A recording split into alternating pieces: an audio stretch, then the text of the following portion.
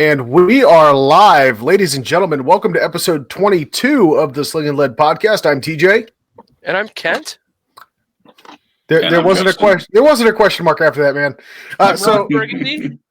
Ladies and gentlemen, we have a special treat for you tonight. As we know that a lot of our viewers and listeners are relatively new, or at least curious about getting into the concealed carry lifestyle, we have with us Justin Payne. Justin, welcome to the show. Thank you for having me. So as the title of this episode implies, we are discussing concealed carrying from a novice's perspective, someone who's always been pro-gun, Second Amendment, or even somebody that might not even be pro 2A all the way, which doesn't apply to Justin, but still. I want to be all-inclusive here. We wanted to kind of get a fresh perspective, so you guys hear opinions and input and all sorts of great information from Kent and myself and the rest of the guests that we have on the show.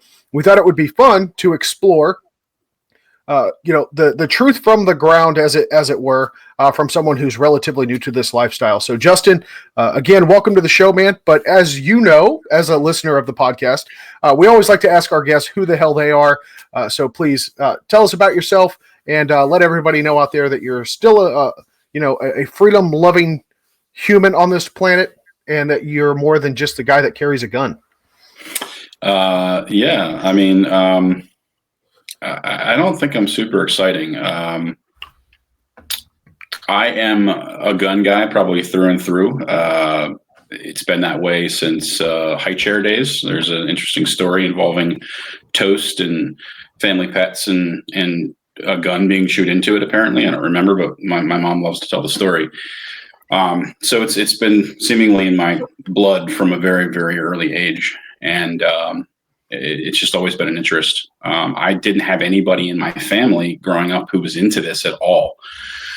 I remember having sticks, playing Cowboys and Indians with the kids in the neighborhood, using sticks. I think it was around my 5th or 6th birthday. My mom felt bad and took me to Toys R Us way back when the toy guns didn't have any fancy colors on them. Got my first toy guns. The good old days. Yeah, right. Like the most realistic looking thing possible. We like our kids to get shot. I used to take my allowance and I would leave the comic books on the rack and I would buy Guns and Ammo. Way back when Guns and Ammo had a color cover and a color centerfold, and the rest of it was black and white newsprint. And I loved the pictures. I was the dork that could watch the movies, pay attention to how they were manipulating the guns, and then in play, acting with my friends, would scream that gun's out of ammo, and no, that's not how you eject the magazine. This is just total dorking out, just beyond all reason. And then as I got older, I went back and actually read those articles as a teenager, going into my young 20s, and I had nobody to teach me this stuff. So as I approached my 21st birthday, I had never laid a hand on a handgun, not at all. But I think I was always kind of in love with handguns. It was always my thing. And I had fixated on the gun I was going to get, and I knew it going into it. The Sig Sauer P228, right? It was definitely going to be the gun I got. I knew it, in 9mm. And I picked that gun up, and I freaking hated it. So then I was in trouble. Luckily, the gun shop I went to had hundreds of guns in stock, all the big names. This is way back before, Picatinny rails and all that stuff on the guns. This is way, way, way back, the early 2000s in the previous assault weapons ban. I knew there was one gun I didn't want, though, out of all of them, and that was the Beretta 92 FS. So that's what I bought because it felt greatest in my hand. And I could charge it easily and I could reach all the controls, and they swore that my hands would be too small, but I could reach everything without twisting it in my grip and all that jazz.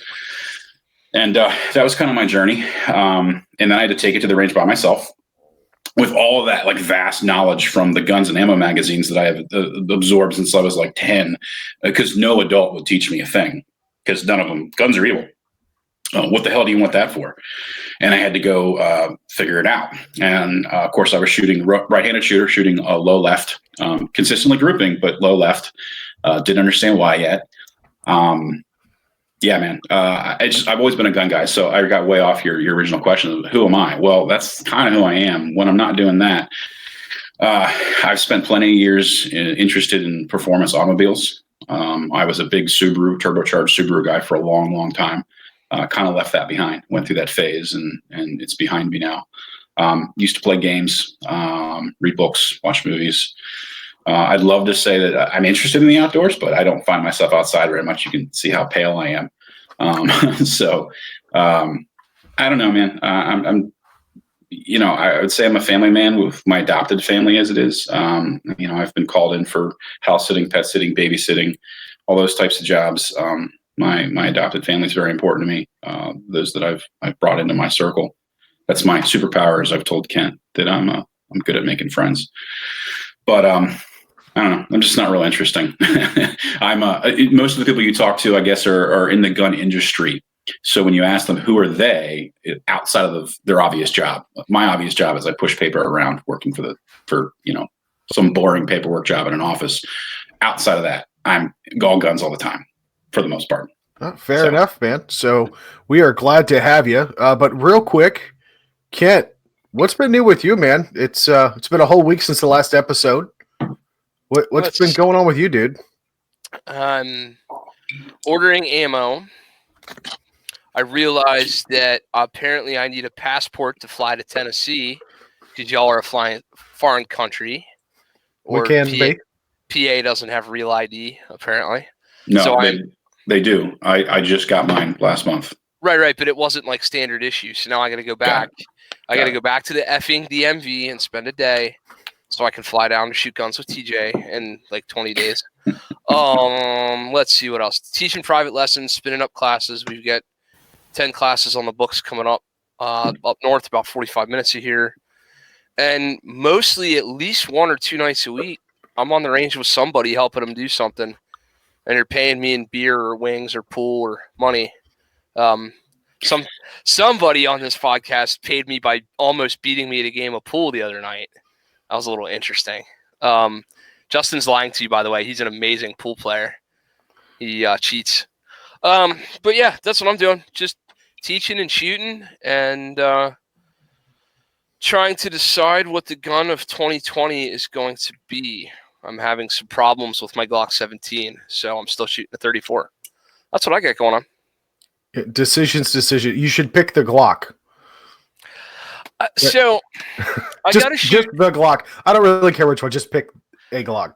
I gotta shoot the LTT because I'm gonna shoot some sanctioned IDPA beyond the local club level this year, and I literally have nothing legal to shoot. Like you can't show up in your floodlight with your Glock with a light on it. I don't have a holster that doesn't accommodate with a Glock with a light on it, so I'm gonna get a holster made up for the LTT and go compete with that, I guess. That's my news. As much as we harp on the LTT, yeah, I think it deserves its time in the holster and on the competition range. It shall do some winning, or at least some almost winning. Almost winning. You're a winner in my book, Kent. I don't care what anybody says about you. But no, that's awesome. So let's get to the topic at hand, gentlemen. So, Justin, with regard to your path of enlightenment, we'll call it, for becoming a better trained, well-educated and informed concealed carrier, responsible self-defender, we like to call them. I want to ask you probably the most obvious question is, what led you to make the decision to ultimately start carrying a gun and being responsible for your own safety? I think this, for me personally, is kind of a mindset that goes pretty far back. I've been unable to act upon the mindset for my entire adult life because I lived in the People's Republic of Maryland, and they made it all but impossible until very, very recently. It's still very difficult to get one. The mindset is that I hate being a victim. And the reality is that things happen in this world that are unsavory, that we don't like, that are violent, and very unfortunate and very sad. And, part of this might be, without going too deep into the weeds with me, but part of it might be me as an individual. I was born with cerebral palsy, and I am not the most physically capable guy. I have a physical disability that has been with me since day one. And I'm not able to roll around and do jiu-jitsu and throw karate kicks. And I can't do that. So if I'm ever forced to really get into a scrap, like a real scrap, I mean, obviously I'll do what I have to do as much as I can, but the gun's a bit of an equalizer, much like it is for, petite, young, whatever, 100-pound ladies that have to fight off a 200+ pound dude.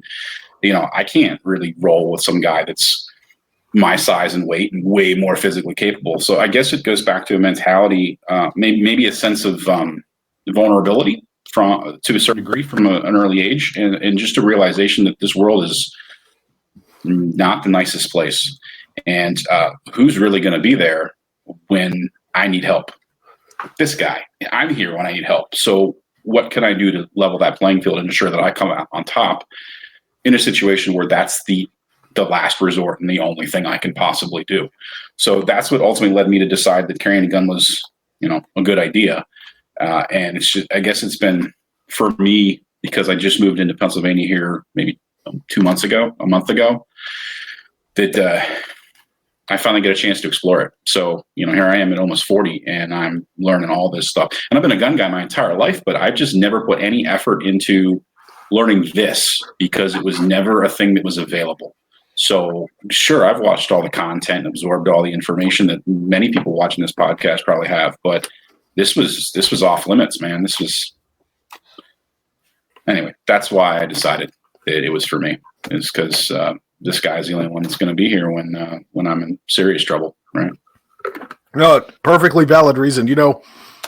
Not like we're about cliches or anything like that, but when danger is seconds away, help is minutes away, right? Mm-hmm. That's kind of the way it goes. So I applaud you for that one. So I'm curious about what your next steps were. So once you made that decision, right, kind of walk us through your thought process on, the first things that you did, maybe the resources you reached out to, aside from obviously the magazines, the literature, and the various, arguably, they're a bit wish-washy, but the resources that are available even on the internet to help get you to the point where you ultimately started taking training.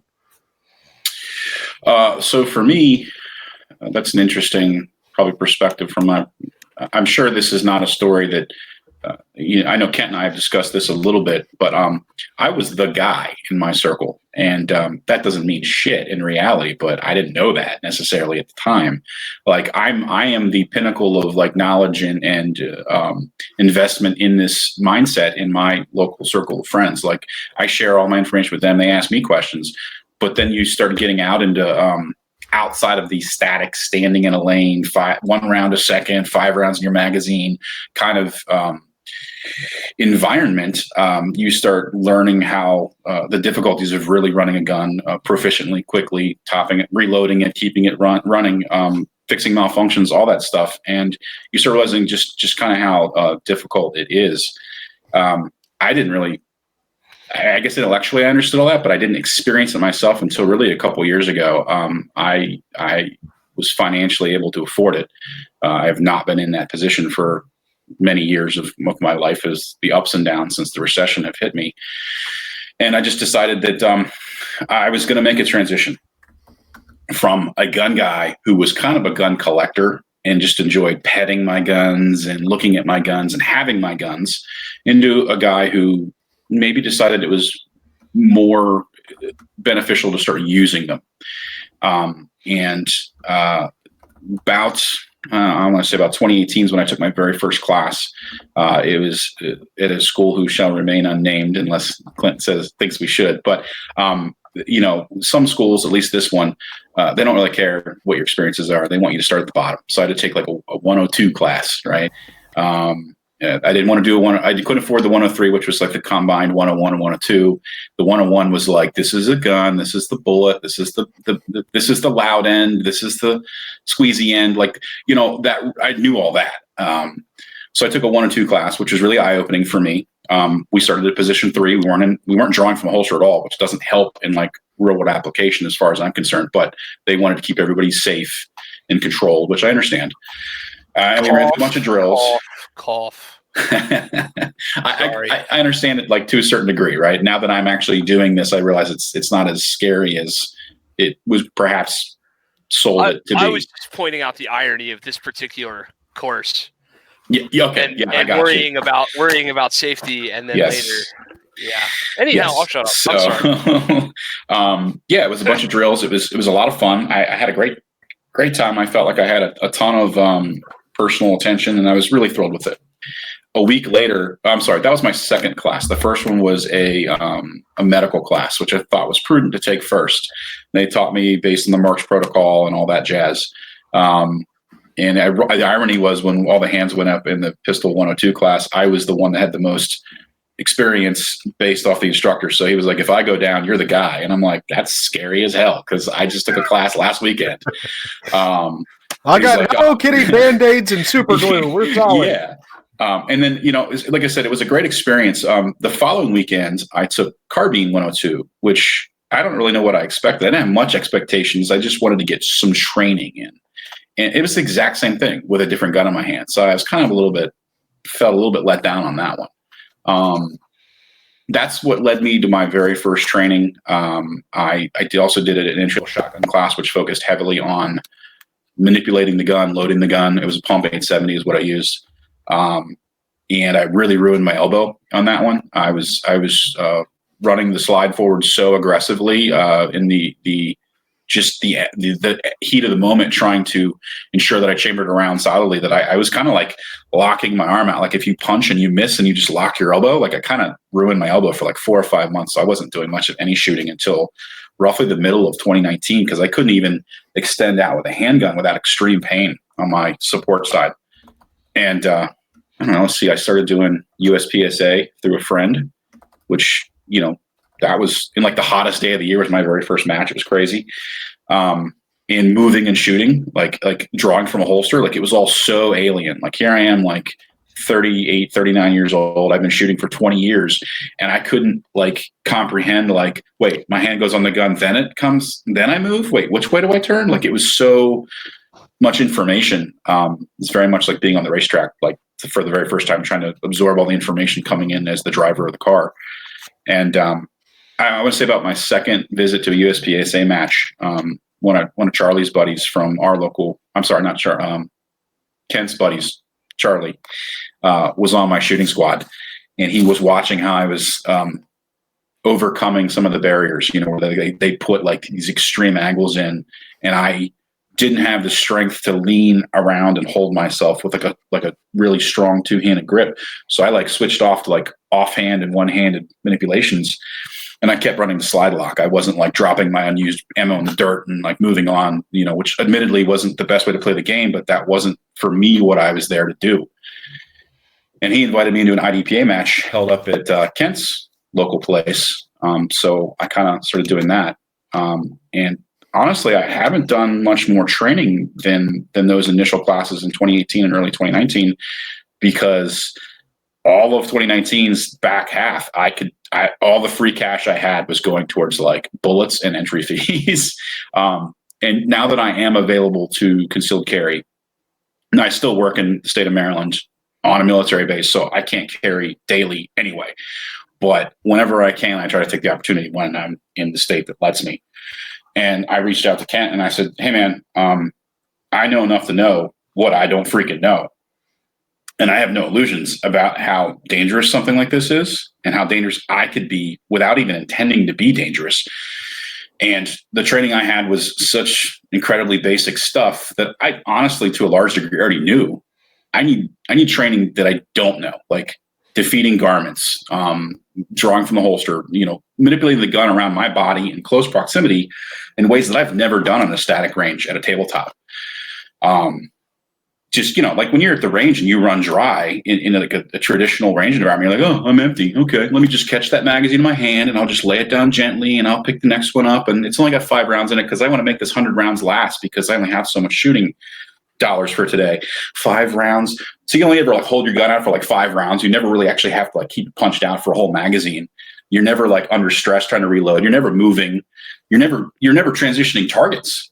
Right. There's never a target you don't shoot at. Like, when have you ever gone to a traditional range and not shot at the target in front of you? So like trying to get into the idea of, oh, that's a no shoot. Don't shoot that. That's bad. No shoot, bad. Like all these concepts, which seem really obvious in discussion like this, once you're faced with them in a dynamic environment, even if it's just competition where you're just trying to keep up with the Joneses, it all just kind of led me to that conclusion that I really need to seek somebody out who can teach me the things that I don't know and even show me what I don't know, because I don't even know what I don't know.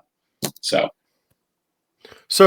I think you hit some great points, and I'll tell you what, that is a fantastic evolution. You know, if I could scribe out what I think one of the most ideal evolutions could be just through a natural course of action or natural order of occurrences, I'd say that's probably one of the best ways.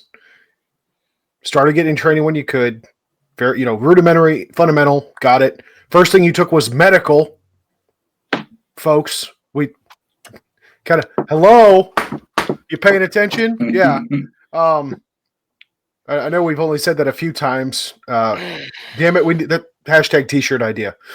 To be fair, I did shoot for like 20 years without any training or any equipment, so it did take me quite a while to catch up. But right. But when you finally started getting serious with it, I mean, hell, I think even Kent and I have that very similar. We all started shooting at a young age, right? And that's just the basics: actually operating and shooting a gun. Not to any necessarily a performance standard, but to a safety standard, of course, and focusing primarily on marksmanship. I mean, that's what I work with my son. It's what I'll work with my daughter when she comes of age. It's just kind of the way it goes. Medical training, I think, is crucial. But then you started seeking out that additional training, and then you started going to competitions. And when you break out of, break the fourth wall, as it seems, and start realizing, oh shit, now I actually have to move and shoot and reload, and I can load my magazines to capacity, and I'm engaging more than one target, and I have to do it under the, pardon the pun, but under the gun or under the timer. It's eye-opening, like how much you can identify that you really don't know what the hell you're doing. It's hilarious because you get all these people like, oh, competition will get you killed in the streets. It'll get you killed in the streets, right? Yeah. And then you're like, no, I vehemently disagree. To give you an idea of just how bad I was, even after 20 years of operating the gun I showed you earlier, and the gun that I was using, I've owned for 20 years. I beat, in my first competition of, I think, like 80 or 90 people, I beat an old lady, a really old man, a super senior, and a child. That's who I beat. Everybody else beat me. So, well, hey, that's a win in my book. Yeah, those old people and that child had nothing on me, let me tell you. So, don't feel bad, dude. So, real quick, my first competition, a USPSA match at a local guy. I was living in Virginia at the time. And I was like, you know what? I was finally home long enough in between my deployments to say, you know what? I'm going to go shoot a USPSA competition. My brother-in-law had been shooting USPSA for quite some time, and I finally got an opportunity to go do it. So I show up, and I'm not going to lie, I kind of had that arrogance about like, yeah, man, I'm ex-military. I'm a defense contractor. Like, guns are my life, right? And then I get there, and I'm like, oh, some local match. I'll show these guys. Come to find out, it was a regional qualifier. Whoa. And classifier. And I'm sitting here watching all these people show up. Steve Anderson, Todd Jarrett, the U.S. Marine Corps Action Pistol Team. There are kids half my age, 12 at the time, 12, 13 years old, walking around with like $5,000 race guns on their hip. And I'm like, well, I'm just here for fun with my Glock 23 and my Serpa holster. Yeah, don't feel bad, man. I don't even think I placed. I finished, though, and I didn't DQ, and I think that was important. I want to take that for the record. Kent, I want that marked down in our tablets of from God that I did not DQ. I've already checked the math on practice score. This is a true statement. I will say that was one positive that I took away from that event was I didn't get DQ'd. And I heard from everybody like, oh, everyone gets DQ'd their first time. And I'm like, well, I'm not going to be that guy. And I got pretty close just because, again, like it doesn't seem like when you're sitting here, like in this conversation and you were to lay out to me, this is what you're going to do. I go, yeah, obviously, duh. And then it's like the hottest day of the year, and you're under this. You're in your fourth or fifth event. I haven't sat down in hours. You're dehydrated. You're tired from the sun. Like your back hurts. Dude, it's just. There was one stage where it was like an octagon where you step into the shooting position and you shoot almost in a 360. Obviously, you don't break the 180, but like that was one of the hardest things you probably could have put a new shooter into. Because, I finished off on the right side, and as I started to unload, I unintentionally kind of turned my muzzle parallel to the 180. And luckily the RO or the safety officer, like, politely pushed my gun and kept me from being DQ'd. But I was that close. There are two types of shooters, man. Those that have been DQ'd and those that are fit now. Yeah, I got real close, but so good. It happens. The important thing is, and this is what I always tell new shooters, especially when they come out to a match, don't worry about winning because it ain't going to happen. Yeah. I've been doing this for years and I still ain't won one yet. All right. It ain't going to happen. Yeah. However, focus on having fun, take it as a training event, and be safe. If you can do those three things, you're going to have a great time. Yes. Anytime everybody gets to walk away with, all their limbs and the same amount of blood in their body that they came with is a good day. So fantastic, man. So you talked about your disappointment with the SIG, and I feel you on that one. They make some fantastic handguns, some really good rifles too. But like you, I can actually shoot pretty good. I'm a pretty accurate shot. But shut up, Kent. I'm going to call Sophie. I'm going to tell her you're being mean to me. But you put I had a buddy of mine was selling his SIG P226, and I was like, oh yeah, this is a great gun, real nice. And I was like, do you mind if I shoot it? See if it's going to be a good fit. He goes, no, man, go for it. So I took it out. Dude, I couldn't hit the broadside of a barn if you locked me in it with that damn thing. Just something about it. I don't know what it was. You put a Glock 23 or 19 in my hand all day long, no problem. You put a SIG 226, I'm all thumbs. I don't get it. So, but with that, so you said you picked up the Beretta 92. Fantastic handgun. Fun fact, actually won 2 World IPSC championships back to back without any modifications. Wow. I want to say 87 and 88. I could be off on the years a little bit, but yeah. 2 world championships, no modifications whatsoever. So people who say that gun's a piece of shit obviously haven't had a fair experience with them. But to walk us through your progression on the firearms that you chose or that you went through to ultimately get to what you are carrying now. Sure. So at least in terms of handguns, because I'm not carrying anything else, right? Like, there's a gun. Never mind. I'm not going to go down that path. So my very first handgun was a Beretta 92 FS, and I think what attracted me to that gun was it was easier to charge. Probably because of the lack of overall mass in the slide compared to a lot of others. Everything was easy to reach. I could, without really having to twist or break my grip, I could release the magazine. I could release the slide. I've always been a lever guy. I've not much of an I'll charge the gun if it's in battery like this, but like unless there's a reason, like unless the gun has not locked open, I've never been an over the top guy. I've always used the release with my thumb, and I could do that very easily with the 92 FS where I could not with some of the other guns. And I swear, this was back in 2002. This was back in 2002, and I held PPQs. Were those the guns back then? I think they were XDs, maybe before they were even XDs. Whatever that Croatian model was before it was an XD. I held freaking everything, man. The 92 FSs, the 228s. Ironically, I didn't own a 226 because that fit my hand differently than the 228. The 220s. I guess I was kind of focused on the 9mm ultimately, but I just held every damn thing you could think of. USPs, and the Beretta just fit. And I guess I didn't really comprehend it at the time. External hammered guns were much more common. Striker guns were far, far less common than they are today. And the fact that at least when the hammer was back, I could easily reach that trigger was very, very, because I didn't really know how to squeeze a trigger in those days or pull the trigger. I was slapping the shit out of it.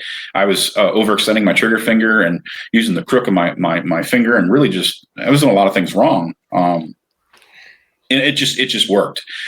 So I shot that gun, or bought that gun, shot it for a little bit. I want to say my second gun was the Glock 17 that I still have to this day. Let me see, right here. I've had this gun now for damn near 20 years. And my third gun was the Sig Sauer P226, which probably did have one of the better triggers that I've ever personally owned. And I could shoot that gun really well, but I shoot with a high thumbs forward, and I would always ride the slide catch every single time. And it just bugged the shit out of me. And the fact that kind of the position of the slide catch and the decocker were reversed from like the 92FS and seemingly every other gun on the planet was kind of really annoying to me. And those were the 3 9mm. That was kind of in the collector mindset where I really want to have one of every gun on the planet. My bank account couldn't support that. Reality was that I couldn't do it. And I kind of stopped at those 3, and I realized I have 3 handguns at my disposal. I have a 92FS double single gun. I have a P226 double single gun, and I have a Glock striker fired gun. And after a while, I kept taking just one freaking gun to the range, just one gun, and it was the Glock every single time. I can't even really describe why. Maybe it was consistency of the trigger pull. Maybe it was the boxy simplicity, like the ugliness of the gun that kind of, in a way, I really do think, thinking back on it, I wasn't really as practiced with a double single pull. And I think that rather than work through that difficulty, I kind of turned away from it and went with the striker fired gun. And the P226, because it was not the best gun in the world for me, got sold for a car that I needed one day. Like I bought a car with the proceeds. And the Beretta was a flake out. When the M9A1 came out with the Picatinny rail, I decided I had to have the ability to add a light because mine was a pre-rail model. And I sold it for damn near what I paid for it because it was the Inox model, and it held its value surprisingly well. And when I got that money, I was supposed to buy the M9A1, brand spanking new. And I think the band had sunset by then. So 15-round mags and everything was going to be awesome. And then I saw an AK-47 from Arsenal USA, and I flaked out and bought that instead. So I never replaced the 92FS, and I regret it to this day, which is why I'm salivating to shoot Kent's Sling'N tactical one of these days.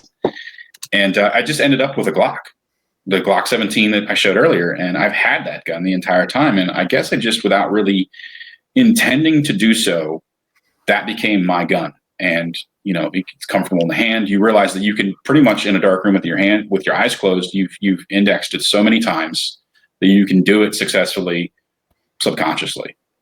And it's obviously got that wonderful reliability that they're really well known for. So it's like, oh, it's ugly. Oh, it's not the most comfortable in the hand. Like, well, define comfortable. I mean, it's fine for me. Like, I don't care about all that dumb shit that people on the internet say, like, oh, it's just, I don't know. Like, it's not ergonomic. Sure. It's not as ergonomic as others, but like, I've been shooting it for 20 years. It's freaking fine. Like, if it doesn't say grip zone, do you even know where to hold it? Yeah, exactly. So I don't know. I guess I kind of just realized, and admittedly, I have an M&P Smith & Wesson because they honestly do fit my hand really well and they point really well for me. But I tried to Apex trigger kit that gun and I fell out of love with it immediately. And I'm just like, you know what? I'm a Glock guy. I need to stop buying all the guns, stop trying all the newfangled things, realize that I've been shooting this pretty much unchanged design for 20 years. I don't really care if there's other guns out there. I've got the magazines, I've got the holsters, I've got all the gear, and I know how to shoot it. So I'm a Glock guy. Kent, correct me if I'm wrong, but it sounds like Justin's kind of fitting into like the perfect mold of what you would expect of a student. Like, I don't want to buy the newest, awesome, coolest widget from today. It's oddly enough, SHOT Show just concluded last week. Speaking of newfangled shit, but he's like, no, I'm going to keep this gun and I'm going to run with it. What are your thoughts on all this, man? I mean, like Justin. So full disclosure, yeah. Justin has sought instruction from Kent, as he alluded to earlier in the show. So we do want to make that completely clear here.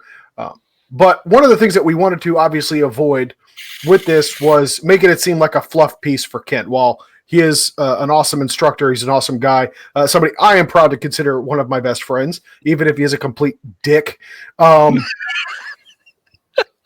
With that, yeah, we wanted to make sure, we wanted to keep this fair because we realized the value was obviously not just with Kent's stellar instruction and approach to things, but Justin's journey as a new concealed carry person. So, yeah, Kent, go ahead and take it away for a little bit, man.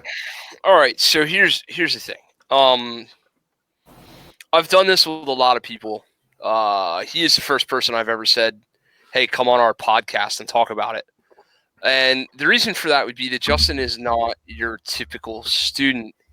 I wish he were. I wish our typical student was like him.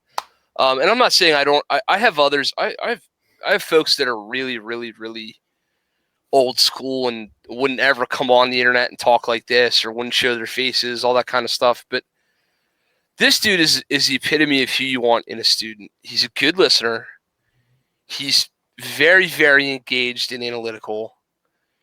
He asks intelligent questions that shows you that he's already thought through what you're about to discuss. Instead of just, the question wasn't, what holster do I get? The question was, here are the 5 things I'm considering. Am I missing anything as I'm choosing a holster? Which shows you a level of analytics and knowledge that not many people bring to this.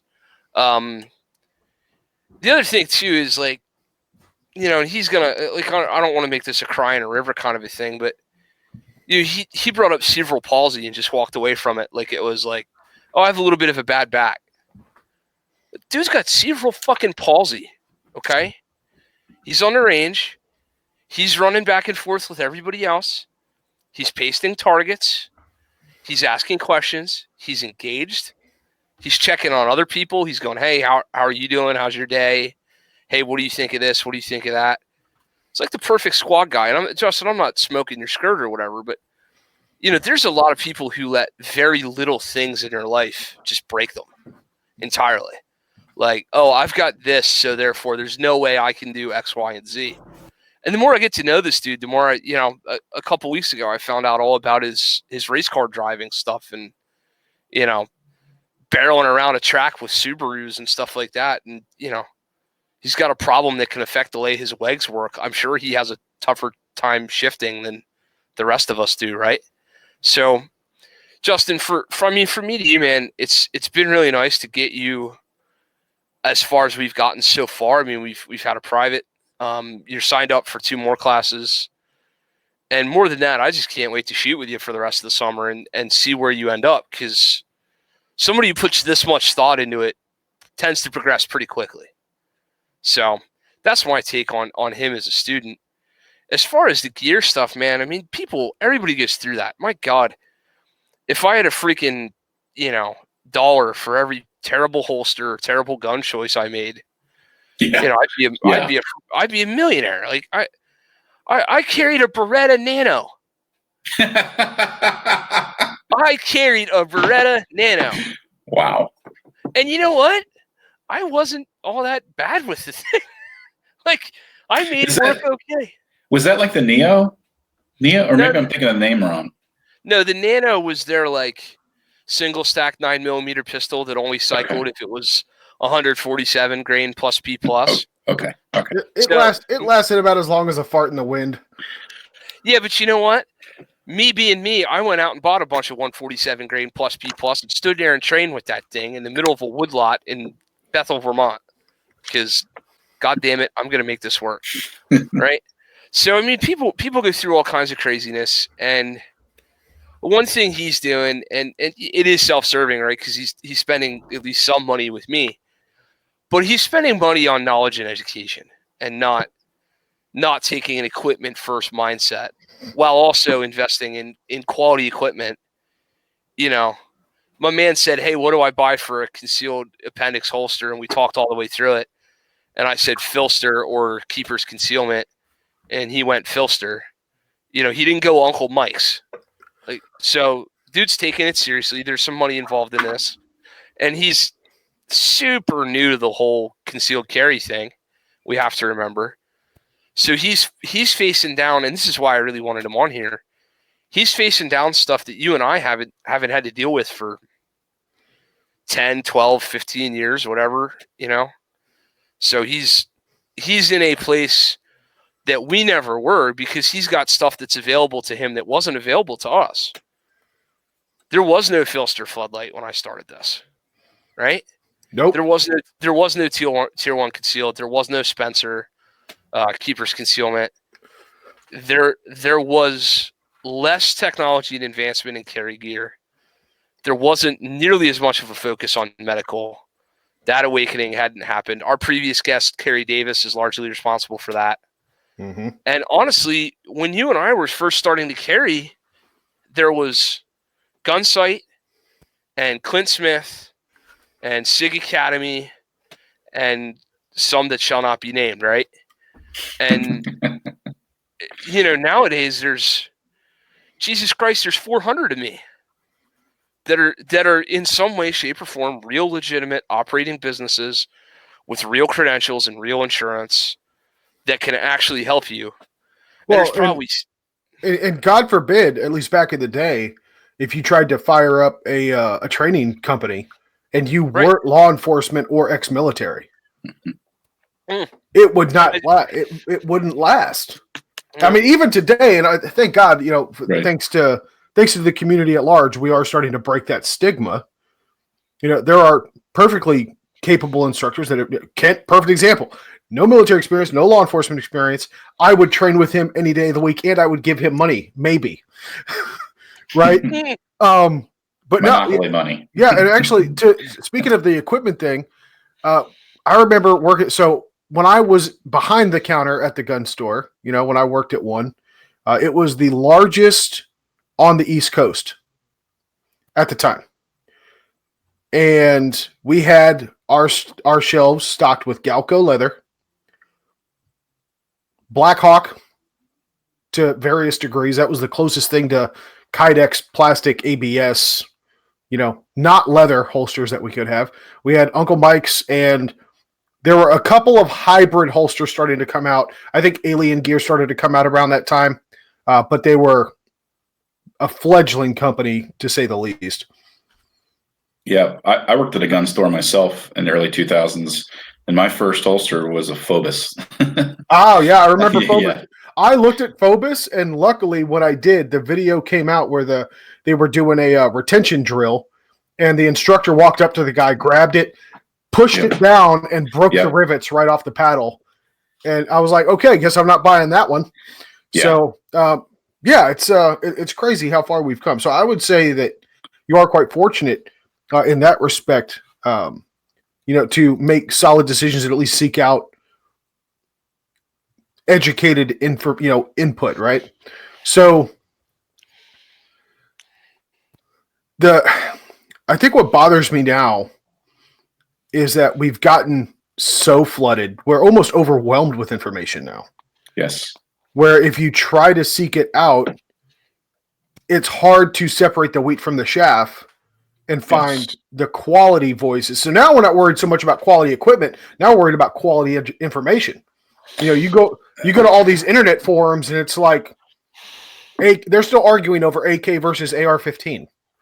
Yeah. Right. Without getting, the place I took my training, other than with Kent, is with a place that not many people would go to train with now. From then till now, they've had a couple incidents. And but they were out there. They were like marketing.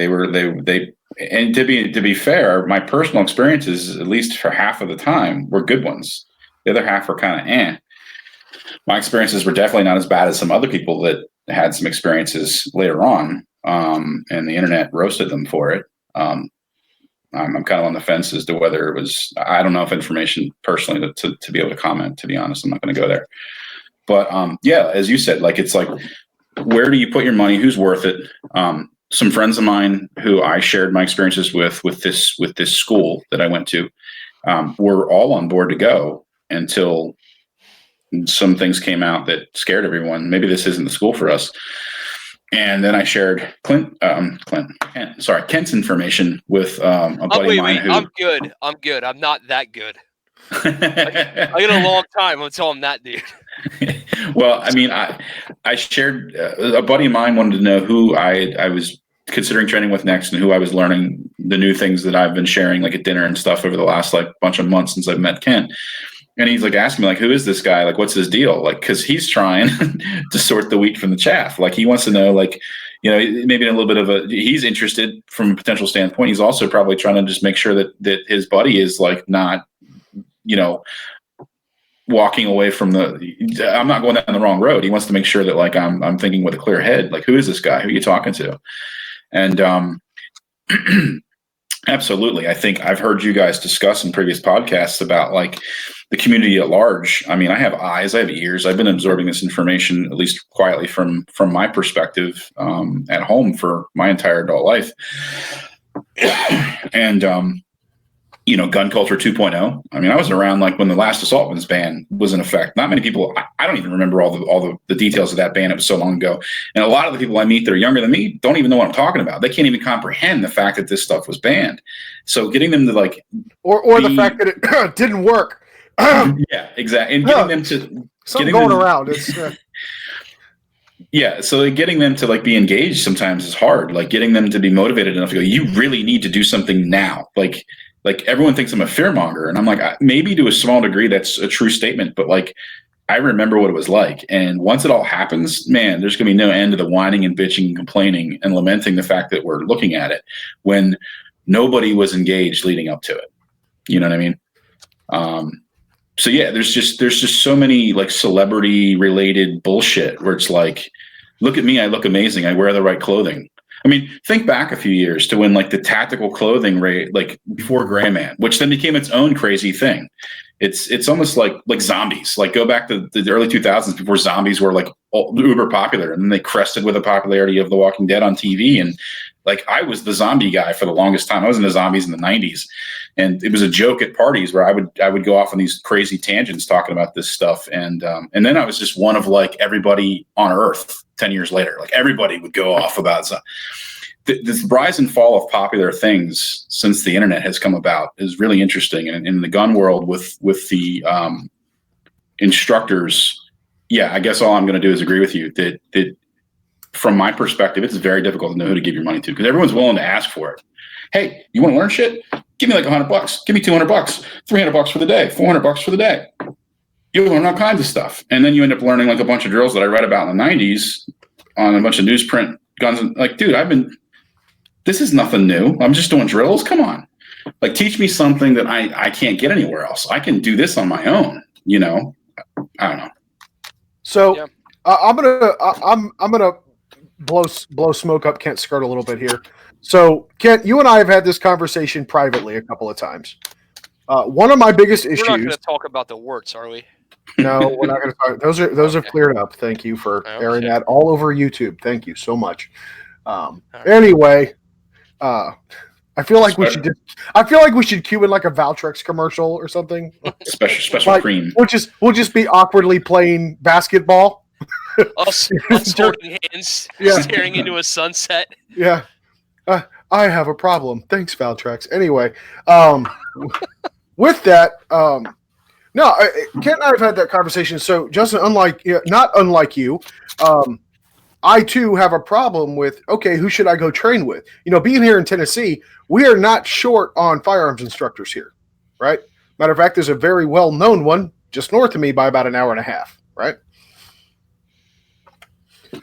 One of my biggest issues was, and talking to Ken about that, I was like, dude, who do I go train with that is going to be able to teach me something that I don't already at least have a concept of, right? It's really just a matter of me putting in the work, taking myself to the range and running through those drills with my shot timer and understanding where I need to make those improvements. I will say one of my strengths is knowing where I screw things up very easily. So I know I kind of figure out quickly what I need to work on.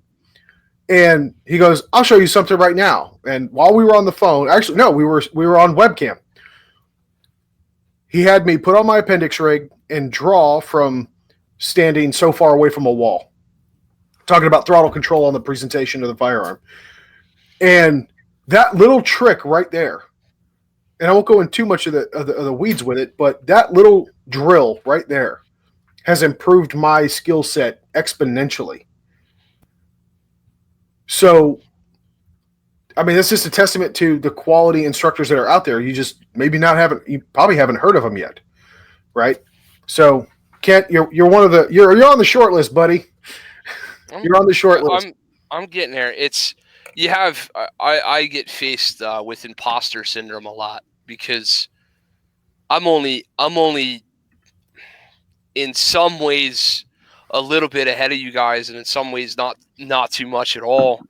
And I've done a lot of training. One of the things I have done is I've taken a lot of these classes. And, you know, when I have students who say to me, oh, I trained with famous person A, famous person B, famous person C, famous person D, and 3 of them, I'm like, hell yeah, brother, me too. And then they say, and you, I'm like, oh, shit, did he just, like, don't put me on that list. Like, you know, I get a little bit of that. I get some like shudder where one of the things I do is I take this awfully effing seriously, right? Mm-hmm. So that really gives me a gut check moment of going, okay, I need to be my absolute best for this person. And I am not absolutely not leaving here until they've walked away with something that was worth it. And another thing I like to do is I like to be a resource for my students outside of the flat square range. And, you know, call me, text me, email me, hit me up, message me, ask me questions, you know, and that's only because those are the guys and girls that I got the most from, were the people who I could hit up, and I still am blessed to have some of them, where I can hit them up and go, hey, here's what I'm teaching right now to try to fix this particular problem. And I fucked up, or am I still on the right path? And somebody will say, yeah, you're trying to accomplish the right thing, but did you ever think of this? And then, you know, so we're all just always a student, right? And always humble. And for damn sure, I just, anybody who's willing to put their faith and their time and their trust and their money into me, I'm going to do my very best to give you what you deserved. And, you know, it means a lot to have somebody with any level of experience value anything I say at all. And you guys, when we're on the line, guys, you know, always I'm drinking from a fire hose thing, right? And Justin, I think you got to see this part of me the other night. When I leave you guys, I need to go decompress. Mm-hmm. I needed to go have some wings and a beer just as much as you did. I need to, like, that's a lot of care and custody worrying about somebody else's experience. Because if I tell you to do something, number one, I could get you hurt right in front of me. Number two, I could get you hurt down the road. And number three, you could actually use what I'm trying to show you in the most gravest of terriblest, extremist of circumstances, right? And if I'm fucked up, or if I didn't give it to you at 120% of its real value, there's no amount of money in the world that could get me out of bed the next morning. I could never live with that. So, you know, it means a lot to hear you guys say this, but I want to talk more about Justin. So, I want to ask you, not to be too overly personal, and I don't want this to be a pity party, because it's not. But I get asked a lot by shooters with some level of a handicap. I'm not going to call it a disability, because in your case, I don't see it as one at all. But what's it been like from your perspective as a growing shooter to have CP, and what steps have you had to take to mitigate whatever symptoms or pain, or, you know, talk me through that process a little bit. As far as the latter half of 2019, when I really started getting into dynamic movement, manipulations of the gun, you know, multiple tasks simultaneously, what you would probably refer to as real world gun handling skills versus the static range skills that I'm sure every gun owning American, well, I would hope the vast majority are familiar with, but it never goes beyond that. I was involved in addition to cerebral palsy, affects my lower body more than anything. A lot of people with CP, it affects everybody differently. I'm not an expert on it, but by no means, but it does affect every single individual differently. Some people have incredible speech difficulties. Obviously I do not. I can't shut up sometimes. And that might be the speech difficulty, though. I don't know. I've got it in the legs. It's brain damage that cannot be repaired. It's like permanent. There's no way around it. The brain can't fix it. It's like, so for me specifically, it's worst in my right ankle. I do not have very good control of my right ankle. I have an incredibly, basically non-functional right calf.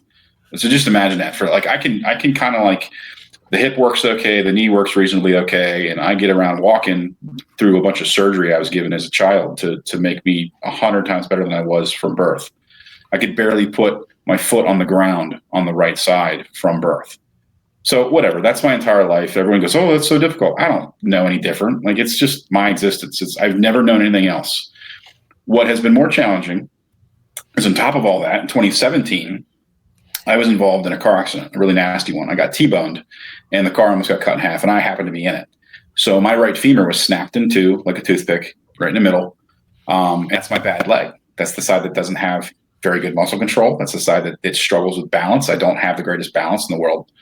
So in 2018, when I started training, it was all I could do to stand up. Like, this was like in November, like 2 or 3 months after.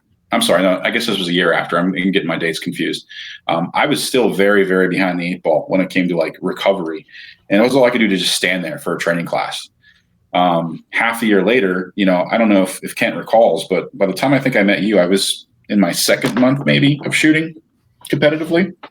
And some people that have seen me on the line and in my shooting groups over the latter course of the year have commented that I've gotten stronger just by doing that activity. I look better on my feet. I'm moving, but just not having basically a quad muscle that has anything to it. It's the re-knotted bone from the repair displaced a ton of muscle tissue. It looks like a freaking softball where the bone rehealed itself. When I sit on a hardwood chair, my leg goes to sleep from like pinching blood flow. Whenever there's, for example, USPSA and IDPA, they have you lean around barriers a lot, especially in IDPA, you're supposed to stay behind cover and engage targets. I can't lean, man. I can't hold myself up because I have no leg strength. Like, there's no muscle tissue there. So a lot of it has been like, well, how can I, in some stages where they want you to lay down and shoot through a port or get down on a knee, it's like everything has to be approached from what can I do? How can I modify this to be safe?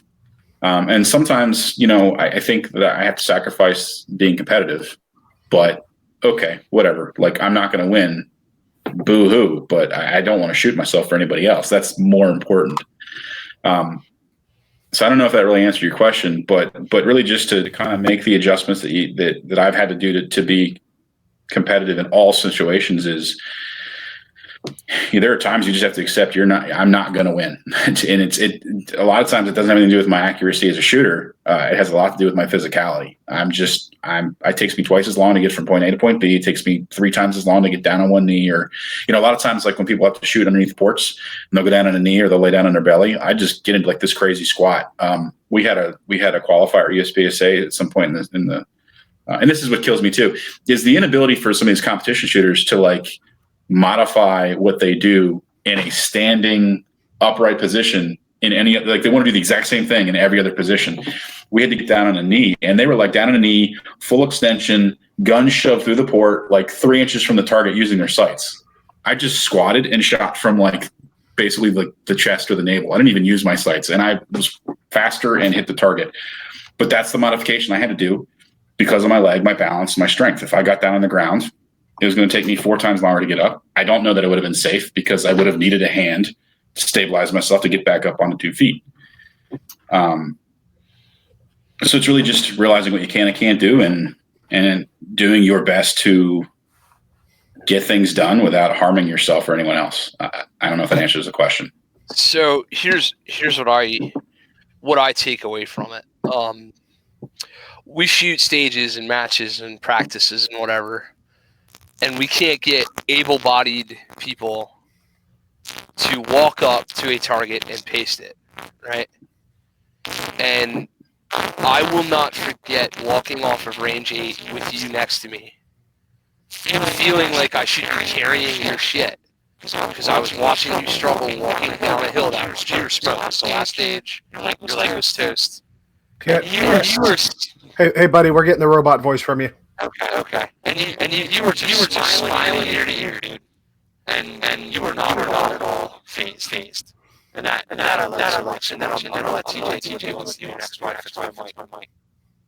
Yeah, so, well, folks, apologies if you're new to the podcast. Somehow, some way, every time when we hit that 1 hour mark, Kent's microphone miraculously turns into a robot. So while he battles Skynet, as we go into Is this better? Wait, yeah, are we good now? No, yeah, you're good now. We're Did good. you hear any of the nice things I just said about Justin? Sure. No, really, did you not hear them? Because I just Go back over it, man. Go back over it.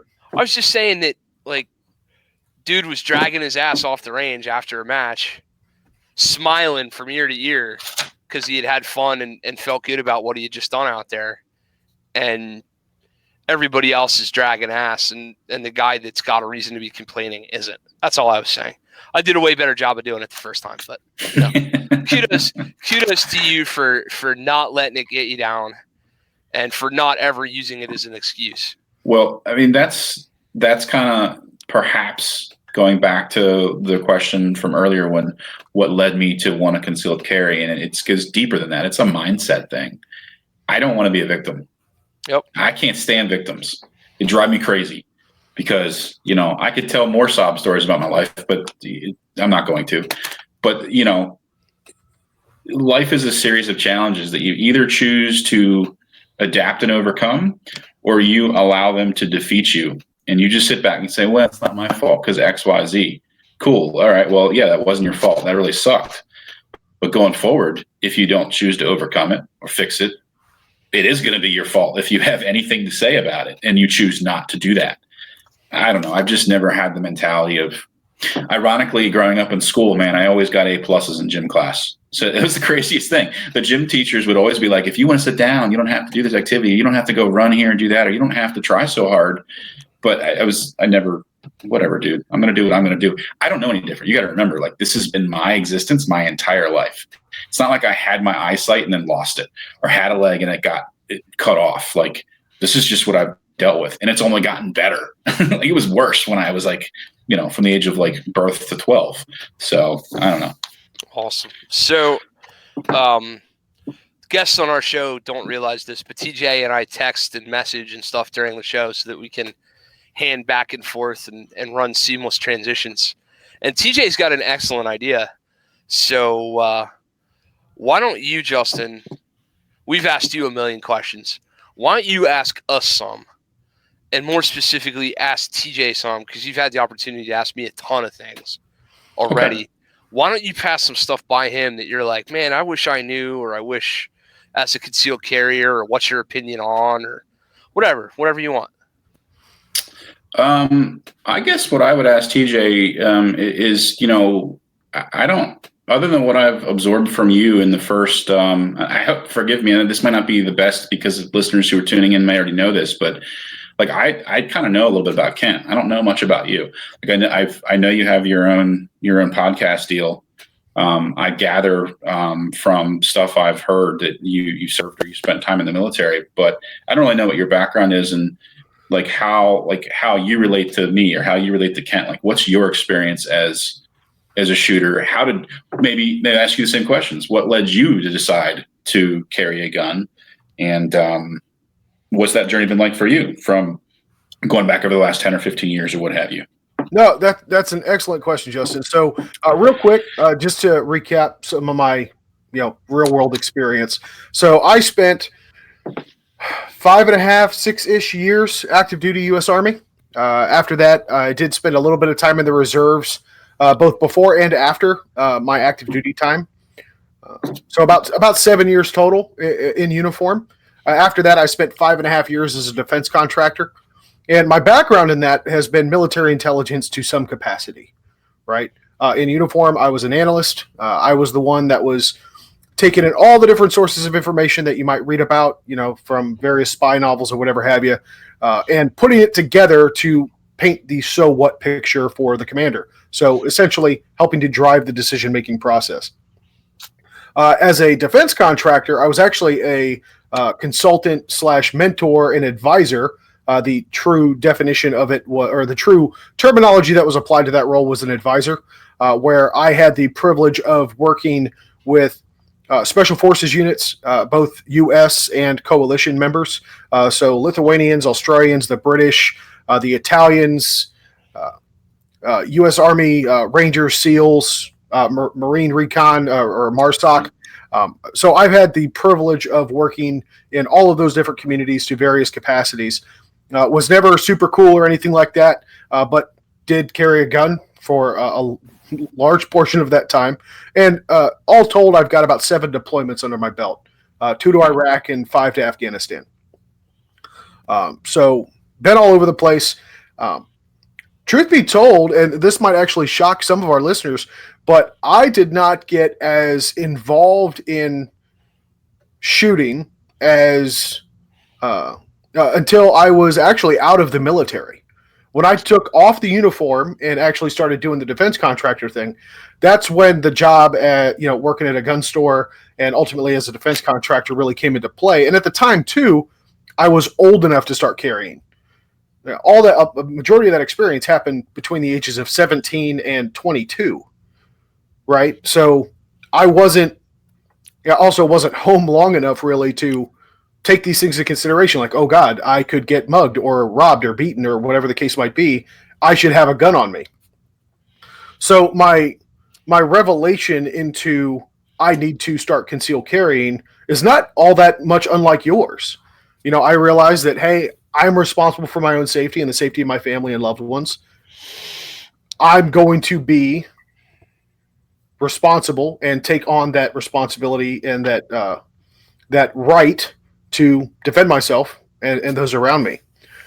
So as I started getting more involved in it, I had the opportunity to go to more training that defense contracting put me through. I've trained with some organizations that I really can't say here.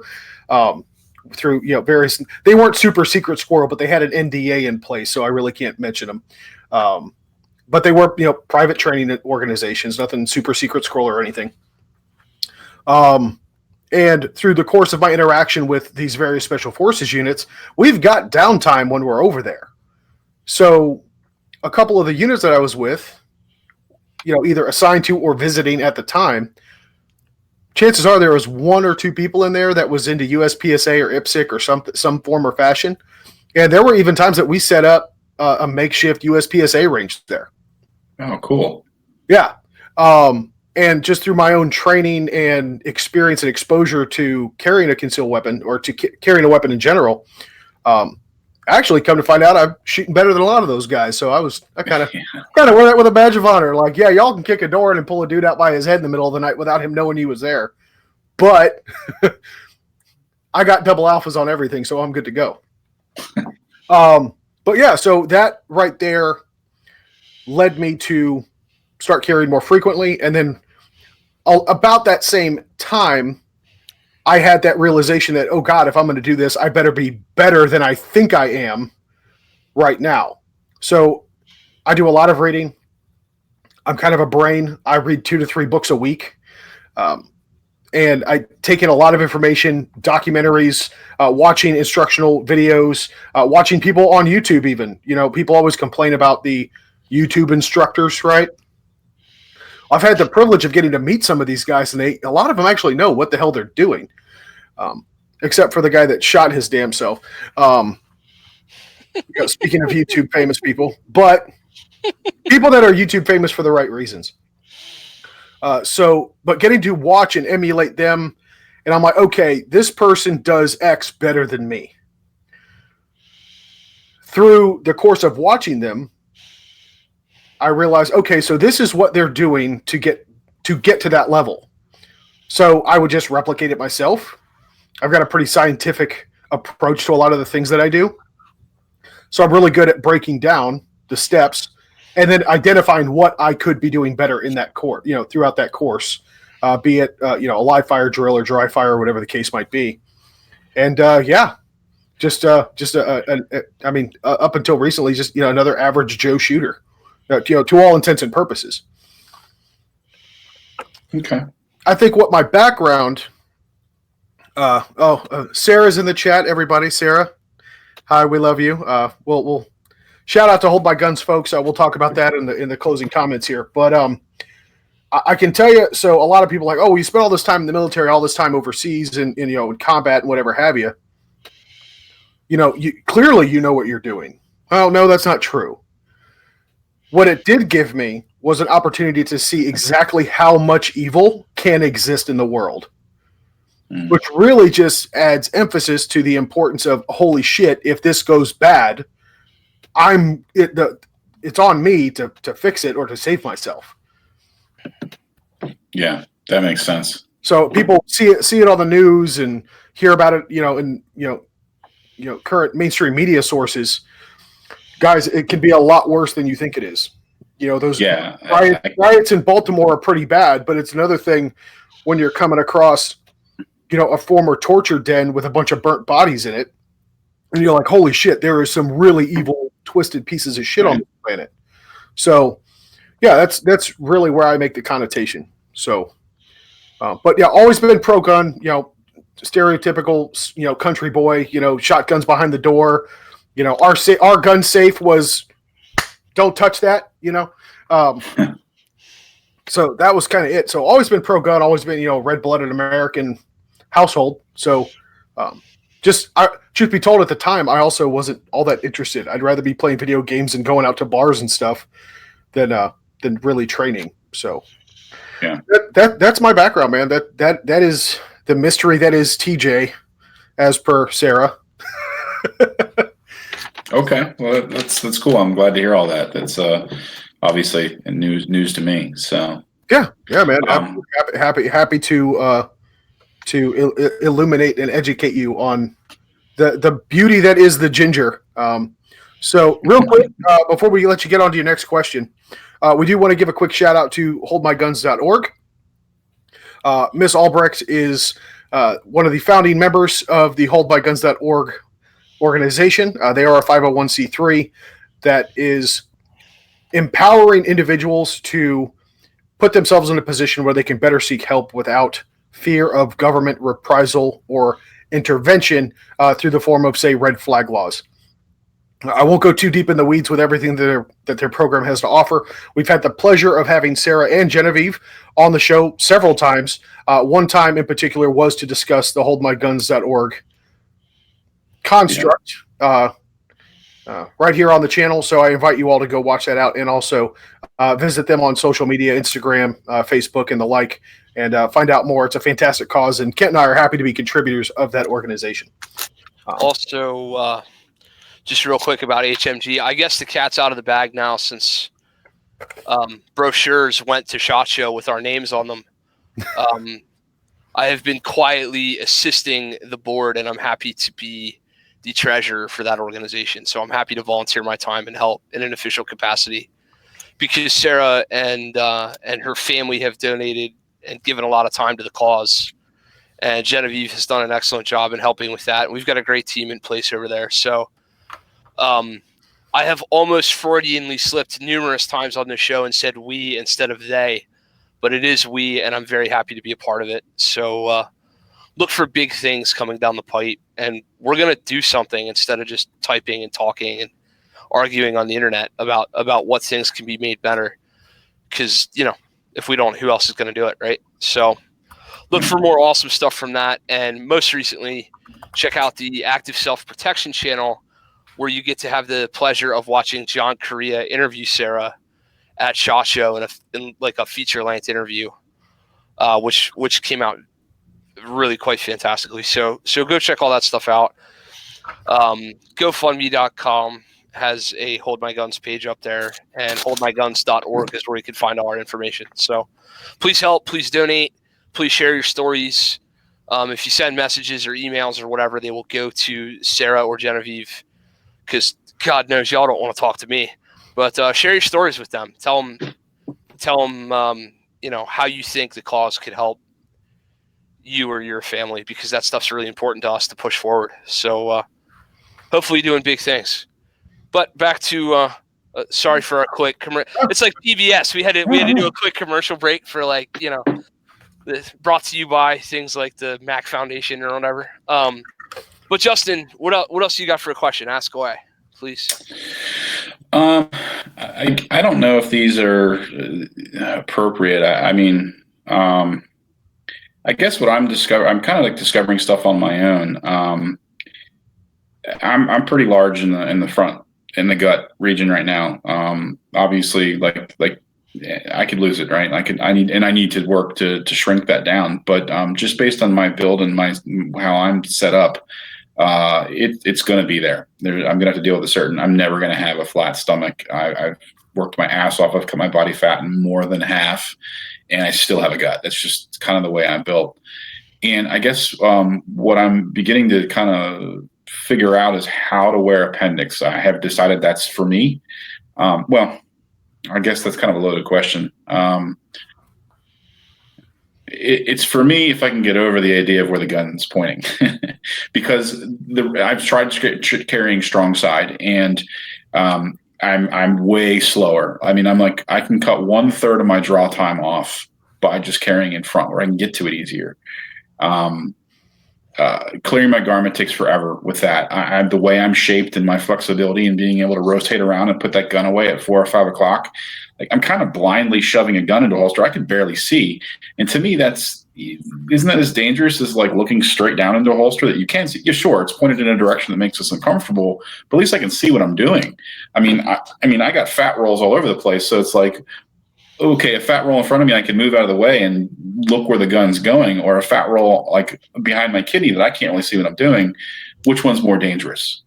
And I didn't ask you this actually, Kent. When we were playing pool the other night, I was wondering how bad I was printing, if at all, wearing it to 4 o'clock. Like I figured you would have seen it. I didn't mention it because we talked about that. We knew that was probably going to be an issue because I didn't go prepared for that. But I'm sure I was printing like a motherfucker. I'm sorry. Yeah. Pardon my language. No, it's cool. Yeah, you were. So anyway, I guess what I'm wondering is like shirt selection. So I'm squishy enough in the front side that like my belly kind of just like eats the gun to a certain degree, and it's not as uncomfortable as people might think it is. It's not the most comfortable thing in the world, but it's doable. What I'm wondering is how do you guys wear t-shirts? Because I know down south, TJ, you probably wear t-shirts all the time because as much Maryland summers are very humid and difficult and hot, and I don't know really. I'm assuming PA are going to be similar, maybe a little bit cooler, but how do you get by? I'm assuming you carry in the appendix position. Maybe you don't. I don't know. Can you get a t-shirt to drape normally during movement and such? Because like if I'm just standing there completely upright, it drapes okay, at least standing still. But if I'm moving or twisting or bending, man, oh my God, it's like printing like crazy. So I just don't know how to get around it. I don't know if it's a body type issue. No, so it's a couple of different things. And truth be told, the answer to your question is yes, it's all those things, right? Because it's also the way clothing is cut now. Like style is like form fitting. So how do you get like what are there brands or manufacturers or cuts of clothing that are appropriate? Because like first thing, shop in the men's department. That's your first. Yeah. No, I just want to point out. Side note: skinny jeans, right? I just want to point out that up to a couple years ago, they did not make those for men. That means that some dude somewhere said, "You know what, honey? While you're over here shopping, I wonder how these would look on me." Right? The degradation of society. Anyway, no. So a lot of it's trial and error. So a lot of us have a wardrobe at home that maybe predates our change in lifestyle to concealed carry. Right? Yeah. So, yes, I wear a lot of t-shirts. Luckily, I have a job now where I work from home. You guys are looking at me in my office at home, right? I do have to go into an office every now and then, but the dress code's fairly lax. I can wear an untucked button-up shirt. Not really a huge problem there. But with that being said, I have, like a true Southern boy, a extensive collection of flannel and other plaid printed garments. And I will say that while all of them conceal really well, the bigger challenge that I've actually faced has been, can I clear my weapon efficiently and effectively without causing it to get hung up right? Either hung up in the shirt or my hands getting hung up. So this is going to be the sad part. You gotta kind of try out what you've got in your wardrobe now, find out what works and what doesn't. Right. Don't necessarily always pay attention to printing. While that is important, I'll come back to that point in a minute. I wouldn't say it's the important part. The important part is, can you clear your gun effectively and safely? Because we are pointing it in a very fragile location. I mean, aside from the private parts aspect of it, you've got your femoral artery right there that runs down the inside of your thigh. So kind of important. We want to make sure that we're being safe there. So making sure you can clear that weapon appropriately. Now, I will say this. I do have multiple guns. Some are smaller than others that I will carry based on how I'm dressed, not always dressed based on how I carry. Does that make sense? Okay. So the point that I wanted to come back around to was with printing. And this was the hardest part for me to really kind of digest, or at least realize. And that was how oblivious modern society is nowadays. I have worn, and I still to this day on occasion will wear strong side, right? It depends on the occasion, the weather, if I'm wearing a jacket or a suit coat type blazer, or anything like that. I'm not going to be able, if I've got my shirt tucked in, even if I could tuck my shirt in around the gun, it's a big structure in my pants and shirt combo that screams I'm carrying a gun, right? That's the only big structure in your pants. Oh, fuck up. God, no. Anyway, I love you, buddy, so hard. I love you so much. Anyway, damn it, I actually had a really good comeback for that one too, and I let it slip. Anyway, moving on. The thing is a lot of people are oblivious. The one that really notices you've got a gun on you, especially when you're new to the concealed carry lifestyle, is you. Right? While you were concerned that you were printing while you guys were playing pool, and to Kent's point, you were, I'd be willing to bet that Kent was probably the only one that really noticed. Nobody knows. Nobody. They are not paying attention at all. And even still, if you're in a spot where you're not breaking any laws, it's really just a societal faux pas, if you will, or a point of discomfort where, okay, my shirt, I reached up to get a box of cereal from the top in the grocery store, and somebody saw the butt of my gun, right? Oh, hey, we casually look at each other, or they reaching for their phone to call the cops or whatever. It's not that big of a deal. It's like, okay, yeah, I'm doing everything within the law. There's nothing you can say to me. So you just kind of have to have that confidence that what you're doing is the right thing. You're not a criminal gangbanger running around, breaking into cars and shit. You really got nothing to worry about. If you're well within your right and you are in the right to be carrying in that particular circumstance, they're just going to have to get over it. But I assure you that those occasions are few and far between. And you're the one that's more apprehensive about you carrying a gun than anybody else even notices. But yeah, so that's really it. So with the clothing, try out what you've got. If you're going to go clothes shopping, take your gun with you and try on your gun with everything that you're trying on that day. I will say that because of the way I'm built, and we're talking, speaking to body types, where you've got the pot belly, I've got really wide hips and rear end. It's always been a thing. Even at 160 pounds, freshman in high school on the wrestling team, everyone noticed I have a huge ass and big hips. It's the way it is. It's the body type, right? So if I'm carrying a shirt and I've got a button-up shirt that's untucked, clearing it isn't a problem as long as the shirt tail is above my hip line. So I found through my own course of discovery that the new style that's kind of really taken off is the no tuck shirts. So that same formal, we'll call it office casual attire that isn't tucked in actually sits at a perfect level to, one, keep my gun concealed. I'm printing minimally, if at all, and I can clear it effectively every time, just as if I'm wearing a t-shirt. That's actually something that I've noticed recently, is that I have kind of a longer torso based on where my natural waistline ends up being. I have a abnormally long torso.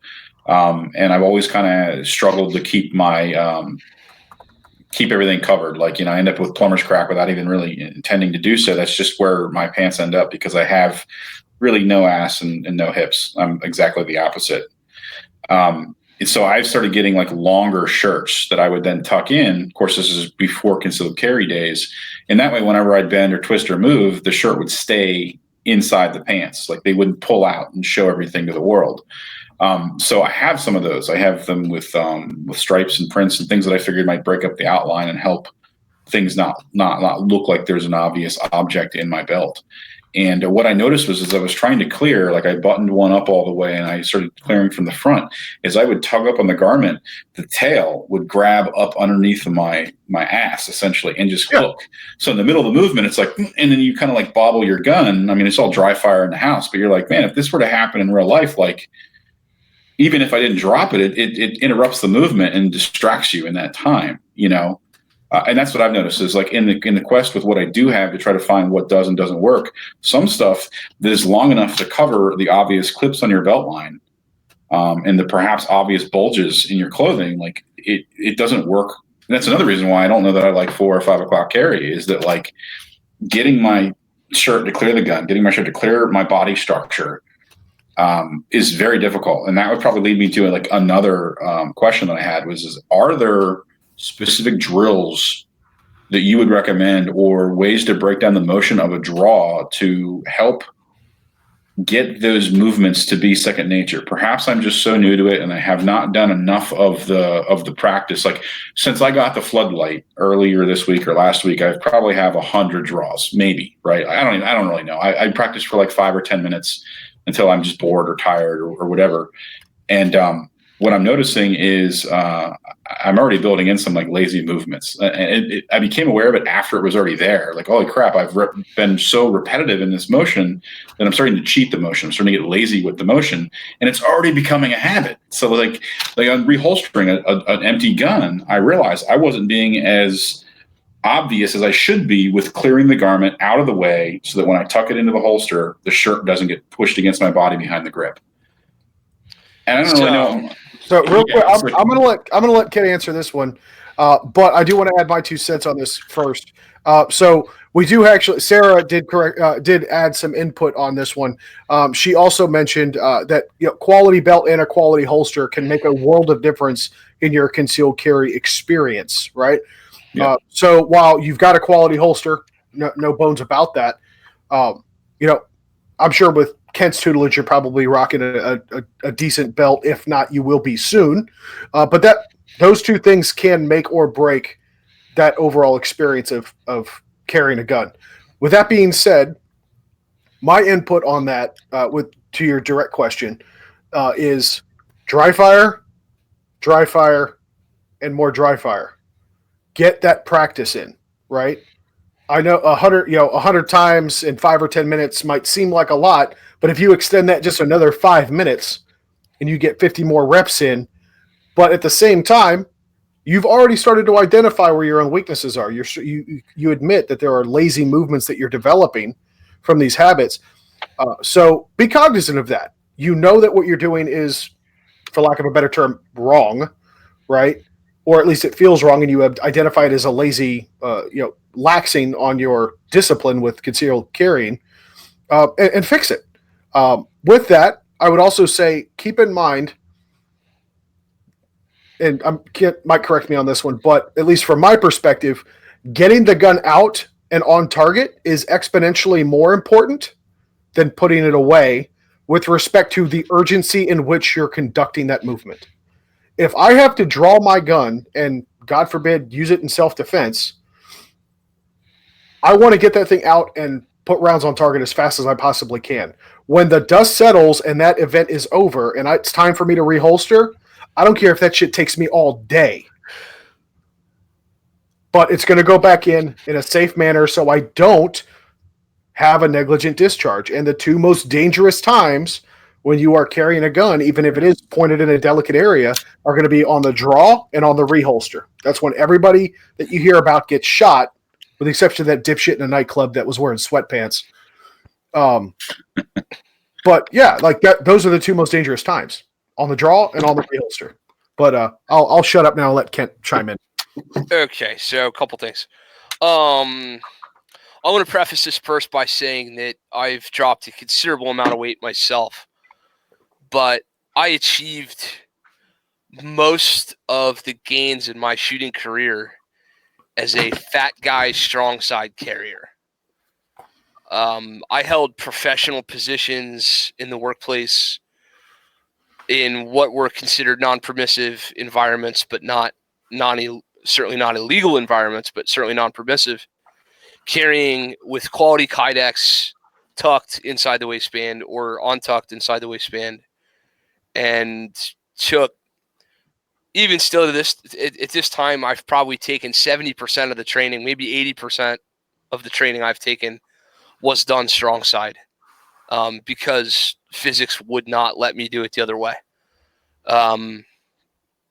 So the consistent clear of the cover garment needs to be achieved just in much the same way. Not to give away the farm on what our private lesson was about the last time we did one, but we talked about target focus shooting and getting you to trust your sight package more at various distances.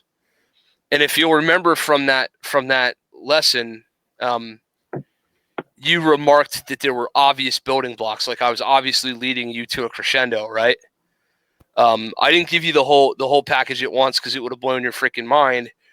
We did A, then we did B, then we did C. And then by the time you were at D, you were like, shit, now I get why we did A, B, and C. The same thing is true for the clearing of the cover garment. Number one, it needs to be able to be done from a variety of hand positions. It needs to be able to be done while we're carrying shit and dropping it. So we've got a bag like this. We've got a suit coat in our hand. We're coming out of the dry cleaner. I got to be able to drop that suit coat and go down and index my gun that way. I got to be able to come from high thoracic in a surrender position. No, don't hurt me, don't hurt me, don't hurt me. Now I'm going to hurt you. I got to be able to come from full extension like this. I got to be able to come from hands at sides because, competition. I got to be able to come from, mall security stance with the hands folded in front.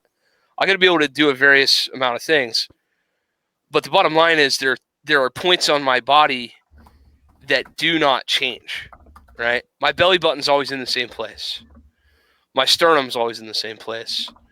My length of my torso does not change other than a seated draw stroke from like a vehicle defense perspective that we can go over at some point.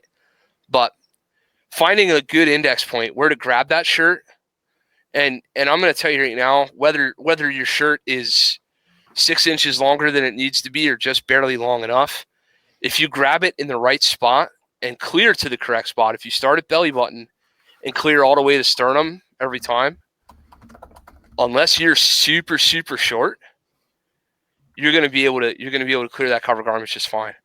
So that's my first thing I'm going to touch on. My second thing I'm going to touch on is I would encourage you in your dry fire not to present the gun all the time. So let's do building blocks just like we did with the target focus sight picture. And let's just practice the motion of clearing the gun and getting a grip. Let's do 10 or 15 or 20 reps of that. Shooter ready, stand by, beep, and I got my gun. Shooter ready, stand by, beep, and I got my gun. And all I did was clear and get this hand down to my gun and get my grip. Whether we're going claw grip or master grip, I don't care. Just get to that point. Do that 10 or 15 times. Then do all that and come up to compress ready. Then do all that, come up to compress ready and extend and take a sight picture. Then do all that, compress ready, extend, sight picture, trigger press.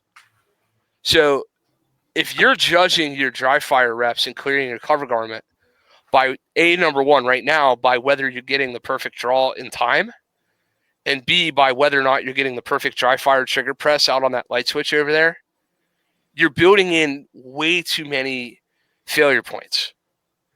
All I want you to do right now is consistently get your effing gun in your hand. Not even out of the holster, just in your hand. And from there, we can crescendo and we can build up and we can break the draw stoke down backwards and we could start from the shot and then come back and then clear cover garment, and then go back to the holster. And that gets us all reps of safety, right? Now we're getting real good at clearing the other way and making sure that we have a safe place to put our gun when we go back to the appendix. The other thing I'm going to encourage you to do is something that I don't know if you've noticed me do, but when you come to Thursday nights and see me, or when you come out to the range and see me or whatever, I, a long time ago, got rid of range clothes. I don't have range clothes anymore. I've got contractor camo, like, you know what? I've got 511, 1022s and proper this and Vertex that and whatever. I just wear my clothes, dude. I just show up in whatever it was that I was wearing that day. And I get real-time reps in what I would have had to have used had I had a situation throughout my workday. And then I go back in reverse and I carry in the morning and I do dry fire reps before I ever leave the house to make sure I've got the right things on. Because you'll find. Can I make an Yeah. Sorry, go ahead. Yeah, I was just going to make an observation. Is I love that mindset. I agree with that mindset. And now, I mean, I never really was into it because I couldn't ever carry a gun outside of the range environment. So it didn't really apply in the same way that you're discussing it. But now that it can to me, I fully plan to do that.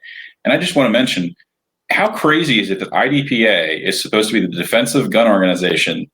And now, if you go into an open division, USPSA, which was like the bicycle jersey race, stupid, drop your ammo on the ground, run around and fire 40 rounds at something per magazine, but you can carry appendix style there, but you can't carry the most modern style that is becoming adopted by pretty much everybody in a defensive league. I just think that's crazy. Like, how come we haven't changed the rules for that? I just don't understand.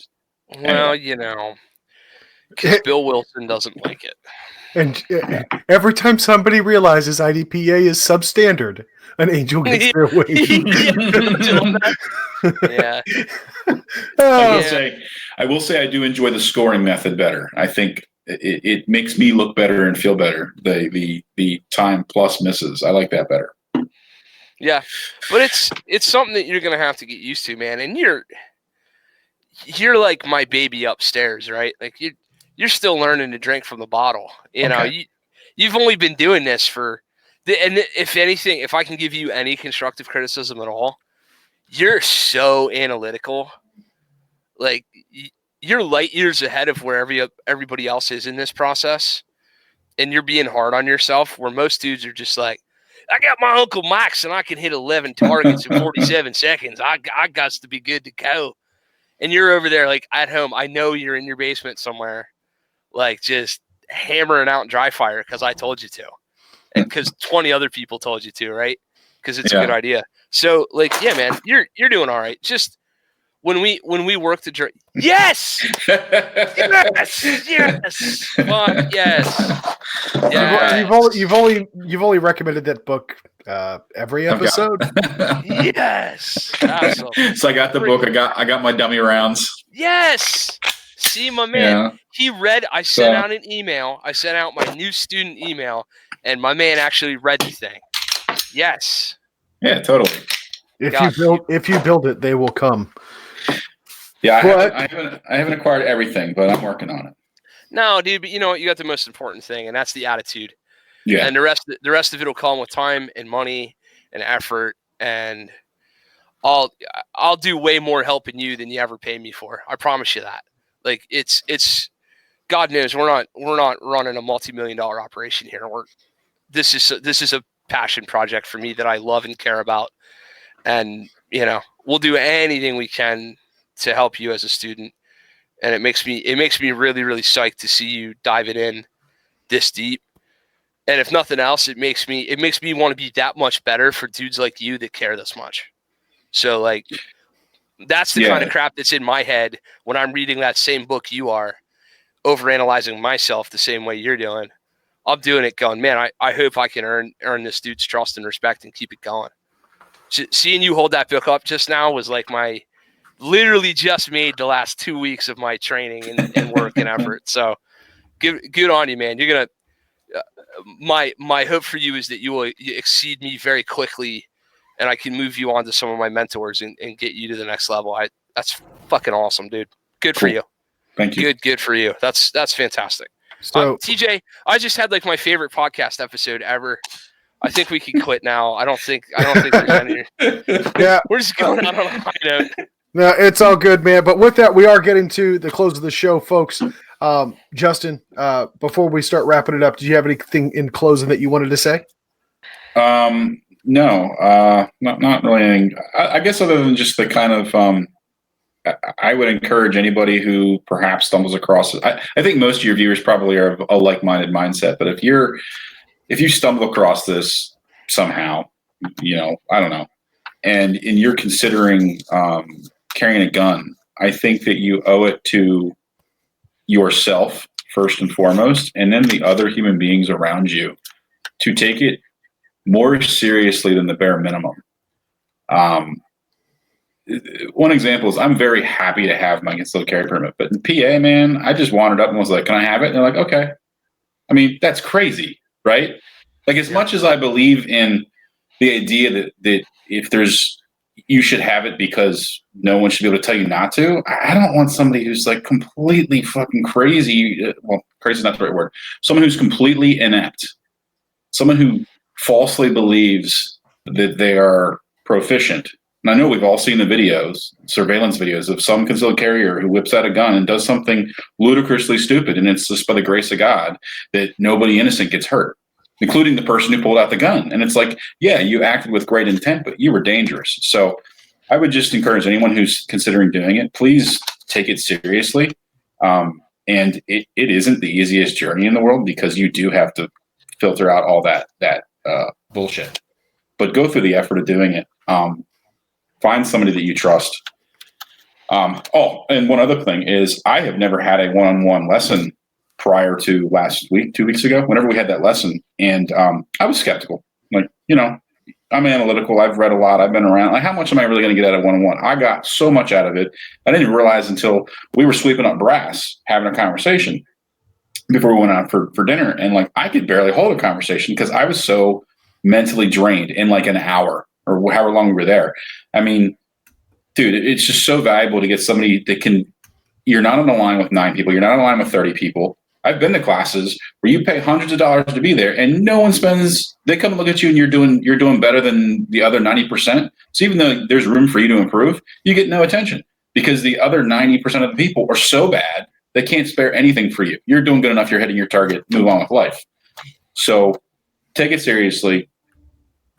Like everyone else says, get your training. And I think you really should consider one-on-one where someone can spend time to get to know you and bring you along at the pace that you can handle. You'll probably progress faster and maybe even spend less money, depending on how quickly you can absorb the lessons. Because in 1 hour, if I did the math conversions over like an 8-hour course or a 16-hour course versus the cost per hour, I'm pretty damn sure I'm getting my money's worth and then some on the per hour basis because I'm able to get one-on-one attention. And someone's right there holding my hand, helping me analyze instantaneously, as long as I do my part as the shooter. So I don't know. That's all I would say. Is to anyone else who might stumble across this.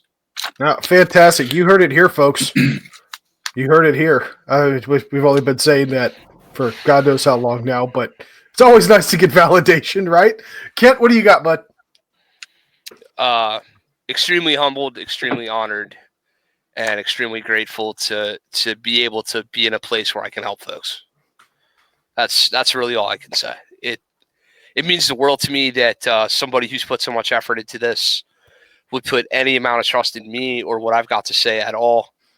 And I want to take the time to continue to point out that a lot of people have put that much time in me to help me get to where I am. So if you spent any time on the range with me at all or answered my DMs or hit me up on PNS or did anything you could do to help me whatsoever, and God knows I've by no means arrived at all, period, end of story. But if you help me get to this point at all, just know how much I appreciate you. And we're going to do our best to earn it every day and to keep pushing and to keep progressing.